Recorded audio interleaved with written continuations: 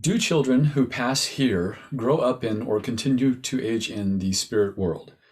That is a difficult subject, especially if you yourself have outlived a child. I can only tell you what I have experienced and connecting with people in spirit and what I believe as a result of those experiences. So it's not uncommon for me and for a lot of mediums to connect with someone showing themselves young and vital and healthy. And then if they passed in their senior years, I see them age in my head, almost like a fast forward of a movie where they age. So the very first time I ever connected with a child, I thought I had a young man in his late 20s. And instead of showing me the aging thing, he went backward, which I assumed he was taking me back to a shared childhood memory with my client. So we did this backward thing. I thought he was going to show me a memory. And then all of a sudden, I felt a child sit right next to me. And it was exactly like when my 11-year-old nephew, he was 11 at the time, would sit right up against me. And I said, oh, this is a child. This person passed when they were a child. And it was the 11-year-old brother of my client. But she said, it's interesting how you started this because he would be in his late 20s if he was still here. So the next few times that I connected with children in spirit, I could feel that the person I was connected with was really young and I couldn't get their gender right away. And I usually get gender immediately. And so that became a tip off. Oh, super young and I'm not sure the gender. This is a child.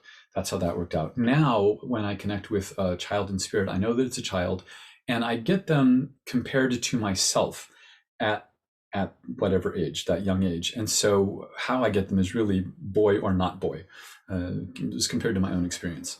So I haven't gotten that many children, but when I get them as clearly as adults now. So what I want to say about children passing is true about anyone who passes. I think anybody at any age continues to evolve and continues to grow and to change. So anyone that you lose, even if you're in your 30s and you lose someone who is also in their 30s, and then you don't die until your 90s, you can pick up again with someone right where you left off with them. Time is really a very physically focused phenomenon. It only is relevant here.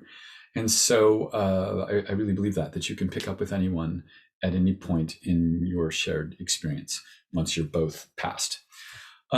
So these are just my opinions. I'm not meaning to be comforting or uncomfortable to anyone. This is what I believe. And I feel like it's really important to say a couple things in this particular video, and that's that no one is ever really alone, even when we're here and there's no one visible. I really think that no one is ever truly alone. And I want to say that anybody who passes at any age, no matter what age they pass, is always safe, is always loved, is always happy and thriving in spirit. And anyone who tells you otherwise is mistaken. That's the nicest way that I can say that. Everybody thrives in spirit. So there's not a lot to say on this subject.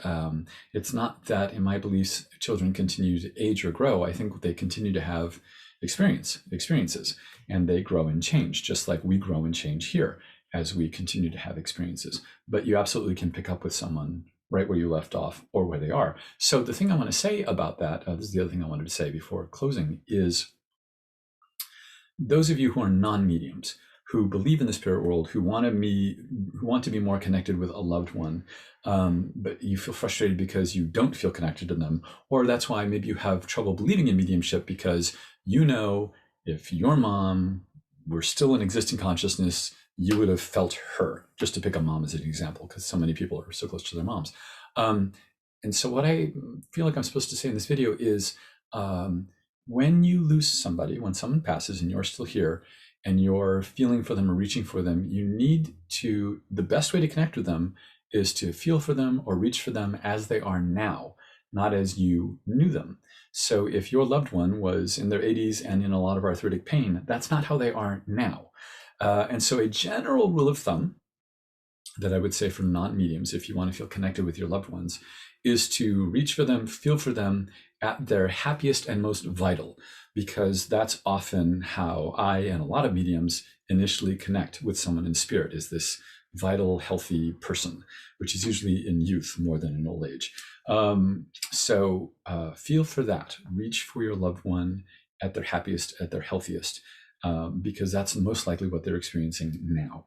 So look for them how they are now, not how they were when you knew them, no matter what age they were when they passed. Leave your questions and comments below this very short video. Next week, I'm going to talk about patterns in mediumship.